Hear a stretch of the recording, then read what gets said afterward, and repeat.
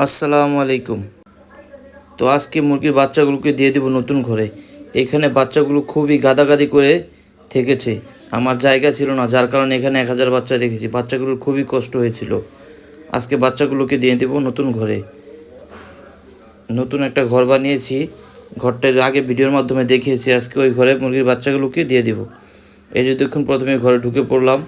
এখন এক এক করে বুডারগুলো খুলে নিব।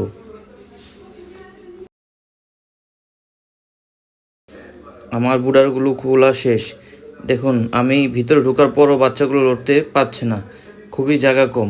তো এই যে আমি ট্রে নিয়ে এসে পড়েছি। ট্রের ভিতরে ভরছি, কিন্তু বাচ্চাগুলো রাখতে পারছি না। বাচ্চাগুলো খুবই চঞ্চল, শুধু ছুটাছুটি করে।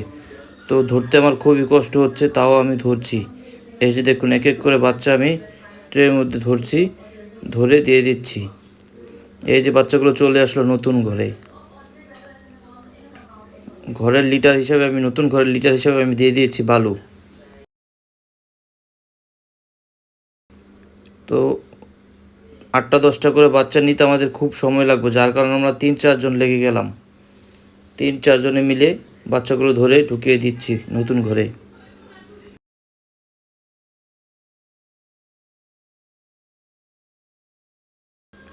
এই অল্প জায়গার মধ্যে মুরগিগুলো রেখেছি। লিটারটা খুবই খারাপ হয়ে গেছে। লিটারটার থেকে খুবই বাজে দুর্গন্ধ আসছে, প্রচুর গ্যাস হয়ে গেছে, যার কারণে আমি তাড়াতাড়ি করে বাচ্চাগুলো নতুন ঘরে দিয়ে দিচ্ছি।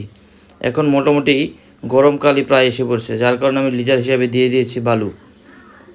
তো এই যে আমি বাচ্চাগুলো ধরে নিয়ে দিয়ে দিচ্ছি। আমার ছোটো ভাই আমার সাথে হেল্প করছিল। এই বাচ্চাগুলো একা কখনোই নেওয়া সম্ভব না, যার কারণে আমরা 3-4 জন মিলে নিচ্ছি।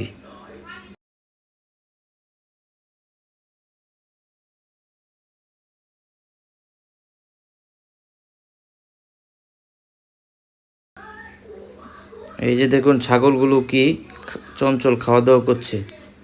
তো আমাদের ভিডিওটি যদি কারো ভালো লাগে, তাহলে আমাদের চ্যানেলটি অবশ্যই সাবস্ক্রাইব করে দেবেন।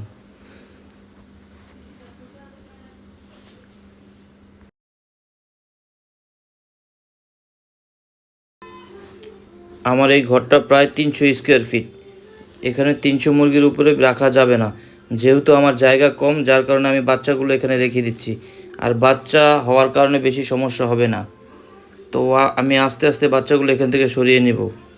বাচ্চাগুলো বড় হওয়ার সাথে সাথে আস্তে আস্তে আমি বাচ্চাগুলো কমিয়ে দিব, অন্য জায়গা বাড়িয়ে দেব।